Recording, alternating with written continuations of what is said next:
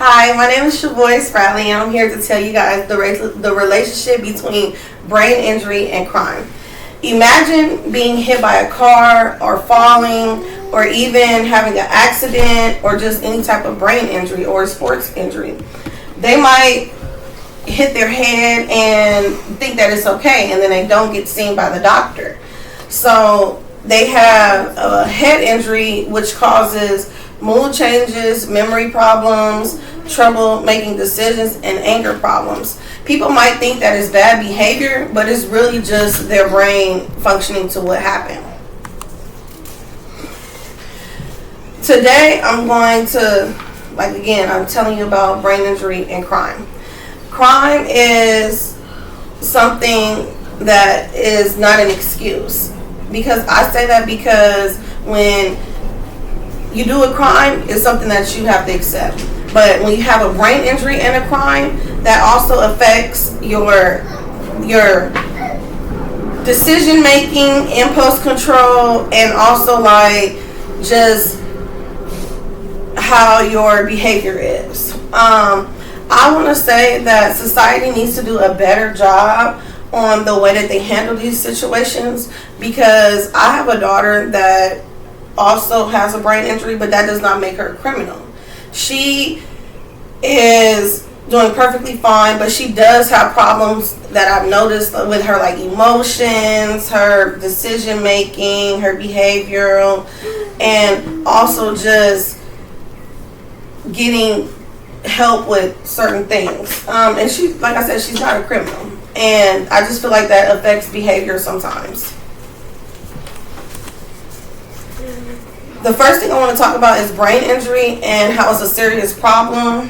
And like I said, if you get hit or hit by a car, or any type of violence happens, or these type of sports injuries happen, that I feel like this should not affect the justice system. When I say that, I mean the justice system should be able to know what's going on with this person before they even diagnose them or anything. I also feel like that they should take it more serious instead of just punishing the person. The Center Disease Control and Prevention, they say that when you have a brain injury, it affects your memory loss, it affects your way of thinking, your decision making, your emotions, your behavior, and these are some things that make you not make the right choices and not control your actions.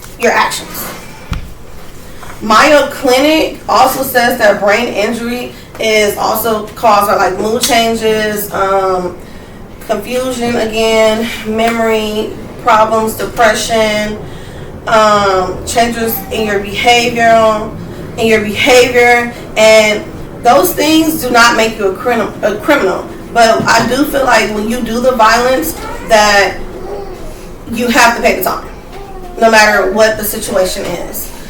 Also, the National Institution of Justice says that brain injuries are common when a person does not get help or does not get treated. And a lot of prisons and a lot of jails do not treat these problems. They just punish them and just let them just go on about the day, which makes things worse. Some people might say that it costs too much to get treatment, and that it's just that they just can't afford it. So, like I said, I do feel like people that commit the crime because they're committing a crime and they're saying that they can't afford it, that they get the punishment. And yes, I do feel like they deserve the punishment, but also I do feel like they need treatment and support before the problems get worse. And we need to start off early with the situation and make sure that the brain is developing right and that it gets treated, like I said, before things get worse.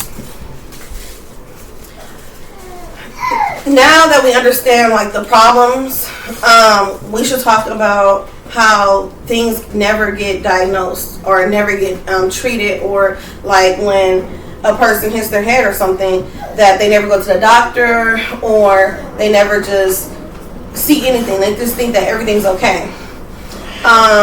The Brain Injury Association of America say that when you don't get treated, it has a long-term effect. Not a short-term effect, but like I said, a long-term effect. And those things stay with you for a long time.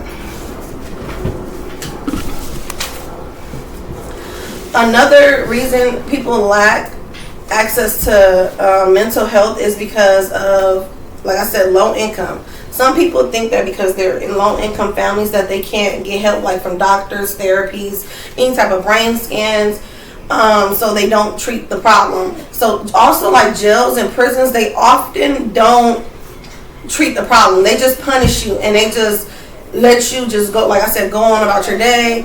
And that's why I say things might get worse when they're not treated or checked on.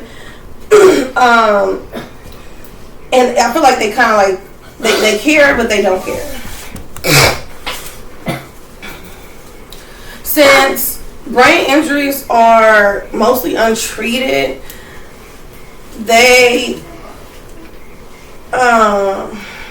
need to be like really checked on. And I feel like that we need to like know the signs of when a person has a brain injury, like headaches, mood swings, anger, confusion, focusing, and having just control of their emotions. We need to make sure that people start doing like screening at schools, hospitals, jails, prisons, shelters, and even like at the workplace, like places that you work. I feel like those places do need to have those type of treatments. And we need to just make sure that our people have extra support. Another solution for like brain injuries is counseling, anger management, substance abuse, and like I said, family support is a big key. We need to always check up on our family and just make sure that we encourage our family and friends to do the right thing and to get help. That's our main thing about brain injuries, so they don't commit the crime. Because once you get the help early, you'll be able to control your emotions and control your impulse and stuff like that. And I do feel like there's a deeper reason behind sometimes people don't get help, and that's just, yeah. I do feel like crime is not an excuse. Crime can affect your behavioral, brain injuries can affect your behavior, which makes you do a crime sometimes.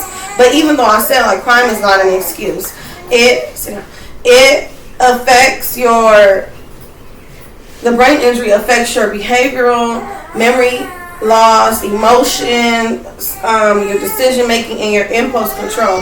I do feel like that we should take people more serious that have brain injuries, and sometimes that they don't need punishment. Like I said, they just need help. They just need treatment, support, and things to get better before things get worse. A brain injury can change a person's life, but getting help early can also change their future.